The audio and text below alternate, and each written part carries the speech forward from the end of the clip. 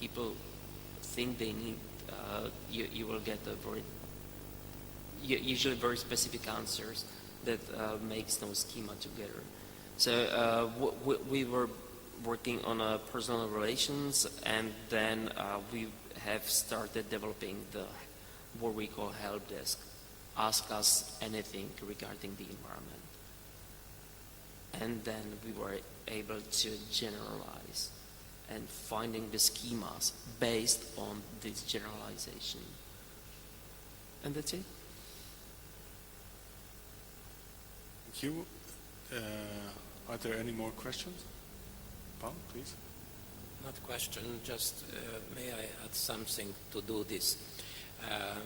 In our case, could say that the user requirements is a very difficult issue because most of the time the users don't know about what they need, what we do like to have. So people who are dealing with environmental informatics have to put a menu for the users and help them formulate their needs and show what is the new idea, in our case like environmental site locator, is useful for them. And they are understanding and accepting this. But if we're waiting for the users and formulating this idea, we absolutely lose. Please. Where's the microphone? It's coming. Wait. Please first.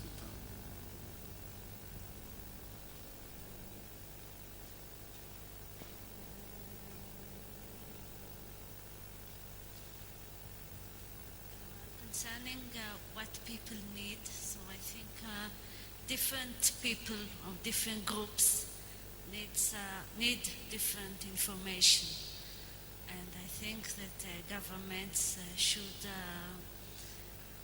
should access the public all the data it can show. It should collect and show them, and everyone can see what he wants. Something very general. Is the air quality is good, medium or bad? And other one wants to know what is the level of NOx, SOx, or what happens with this plant or another. So I think we should give all the information we can. Some 2 years ago, I've been invited to Potsdam. It's in Germany, near to Berlin, where the people from environmental business met in order to discuss availability of environmental information. And it was really interesting listening for 2 days to them, how all of them were saying, you were not delivering all the environmental information because people need it. And others were saying, no, we publish everything. And the lawyers were saying just, we will sue you that you don't deliver. And at the end of the conference, I've just asked them, who of you ask actually the people what they need? And for 5 minutes, they were silent. So, as you said, some people need environmental information in the area of air quality. The others need something else, perhaps spatial planning related. But obviously, I've been working for 20 years in the area of environmental informatics, and I know what people need to know can be usually assessed by watching television program, because if there are issues that are to be discussed, this is what the people are interested in, and then of course their day-to-day issues, and all around it's real mess. Thank you. There's 2 more questions coming. Attila first and Khaled.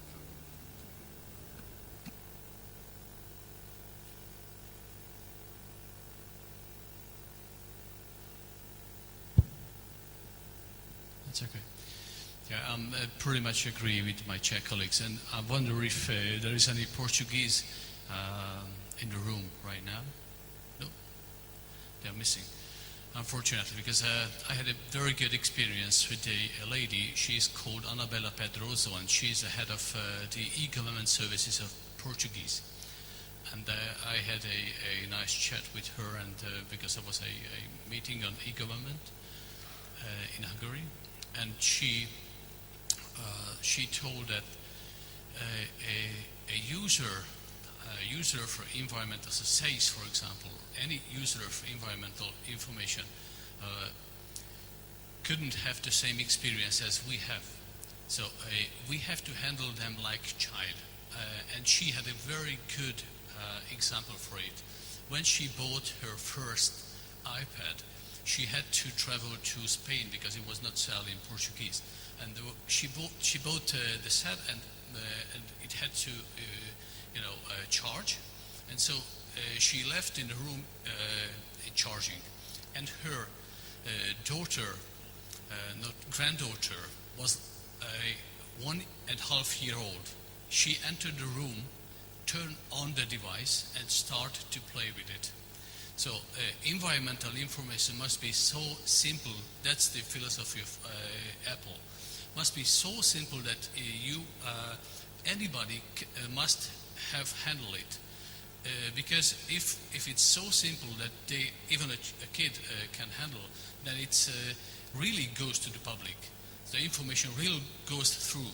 If you need special experience to handle environmental systems, then it won't go to the public. It will only spread information for experts.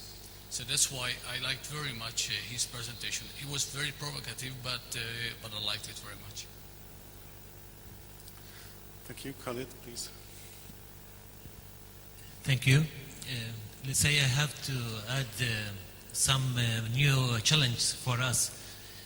Since we are living in a changing globe with the different, economic crisis, Arabic Springs, and so on.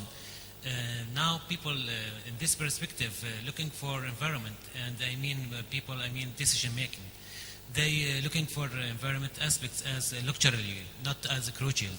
Then this is, cumulative the challenge for us, and we have to struggle for different directions, not just to know what people want, but we want to convince decision making that environment issues are crucial, not a luxury in life. Thank you.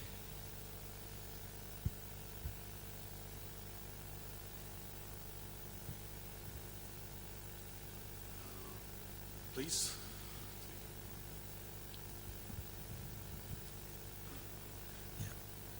Thank you also for the nice presentation. Just I want to remind actually that Inspire is developed or is developing not for wide public. Inspire is developing for the public authorities, first of all. That's the Inspire users.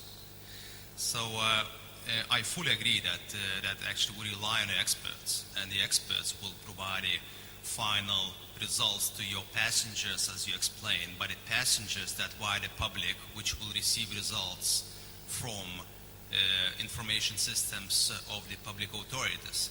So just according to my understanding, the fuel for your Titanic is actually how many public information systems start to use the Inspire web services. So have you any of the public information system which already start to use web services from your geoportal, which really kind of shows that the benefit of Inspire?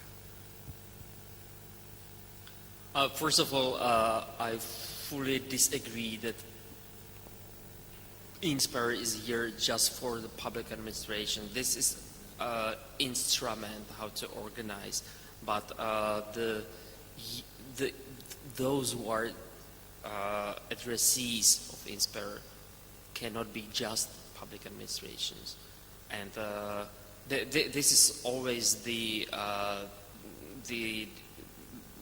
let's say fuel for discussions between the cadastral and mapping agencies such as yourself and environment agencies such as ourselves. And for us, the matter, or let's say indicator of success, is how much information is being delivered to whom, and understanding what information people need is of paramount importance to us. But I think we can talk about this in very much detail after the session, and I, as always, I very much welcome your comment. Thank you.